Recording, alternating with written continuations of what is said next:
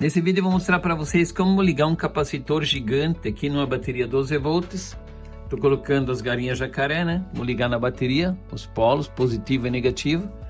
Agora no capacitor, eu já tenho ele alimentado aqui, ó, mas tem o positivo do capacitor, tem que respeitar, tá do lado de cá. Então senão ele explode tudo, também não posso dar a bobeira também. Ó, tô carregando o capacitor.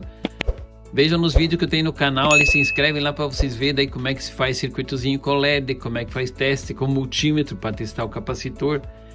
Esse aqui eu estou fazendo um videozinho rápido para mostrar para vocês como é que, ó, vamos carregar o capacitor, ó.